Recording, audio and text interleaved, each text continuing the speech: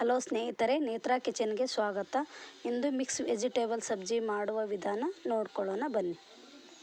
ಇವಾಗ ಒಂದು ಬಾಣಲಿ ಇಟ್ಕೊಂಡಿದ್ದೀನಿ. ಒಂದು ಬಾಣಲಿಗೆ 2 ಸ್ಪೂನ್ ಎಣ್ಣೆ ಹಾಕ್ಕೊಂಡಿದ್ದೀನಿ. ಅರ್ಧ ಸ್ಪೂನ್ ಜೀರಿಗೆ ಹಾಕ್ಕೊಂಡಿದ್ದೀನಿ. ಅದಕ್ಕೆ ಇವಾಗ ಒಂದು ದಪ್ಪ ಸೈಜ್ ಈರುಳ್ಳಿ ತೊಗೊಂಡಿದ್ದೆ. ಈರುಳ್ಳಿ ಚಿಕ್ಕ ಚಿಕ್ಕದಾಗಿ ಕಟ್ ಮಾಡಿಕೊಂಡು ಹಾಕ್ಕೊಂಡಿದ್ದೀನಿ. ಅದು ಈರುಳ್ಳಿ ಗೋಲ್ಡನ್ ಬ್ರೌನ್ ಆಗೋವರೆಗೂ ಚೆನ್ನಾಗಿ ಫ್ರೈ ಮಾಡ್ಕೊಳ್ಳೋಣ. ಇವಾಗ ಈರುಳ್ಳಿ ಚೆನ್ನಾಗಿ ಗೋಲ್ಡನ್ ಬ್ರೌನ್ ಆಗಿದೆ. ಈಗ ಟೊಮೊಟೊ ಸೇರಿಸ್ಕೊತಾ ಇದ್ದೇನೆ. ಅದಕ್ಕೆ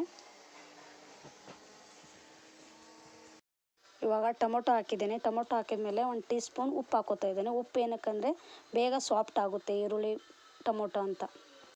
ಇವಾಗ ಇಲ್ಲಿ 1 tea spoon garam masala, 1 tea spoon ಧನಿಯಾ ಪೌಡ್ರು, 1 ಟೀ ಸ್ಪೂನ್ ಅರಿಶಿನ, 1 ಟೀ ಸ್ಪೂನ್ ಚಿಲ್ಲಿ ಪೌಡ್ರು ಹಾಕೋತಾ ಇದ್ದೀನಿ.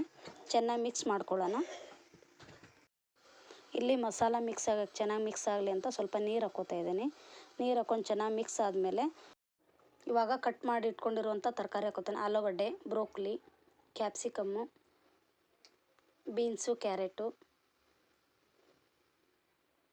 ಇವಾಗ ಕಟ್ ಮಾಡಿರೋಂಥ ತರಕಾರಿ ಹಾಕ್ಕೊಂಡು ಚೆನ್ನಾಗಿ ಮಿಕ್ಸ್ ಮಾಡ್ಕೊಳ್ಳೋಣ.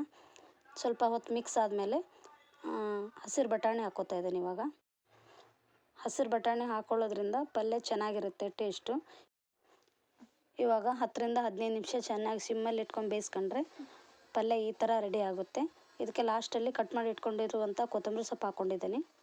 ಈ ಪಲ್ಯ ಚಪಾತಿ, ರೊಟ್ಟಿ, ಅಕ್ಕಿ ರೊಟ್ಟಿ, ಜೋಳದ ರೊಟ್ಟಿ ಜೊತೆ ತಿನ್ನೋಕ್ಕೆ ಚೆನ್ನಾಗಿರುತ್ತೆ. ಒಂದು ಸತಿ ಮನೇಲಿ ಟ್ರೈ ಮಾಡಿ ನೋಡಿ. ಇಷ್ಟ ಆದರೆ ಸಬ್ಸ್ಕ್ರೈಬ್ ಮಾಡಿ, ಸಪೋರ್ಟ್ ಮಾಡಿ. Thank you.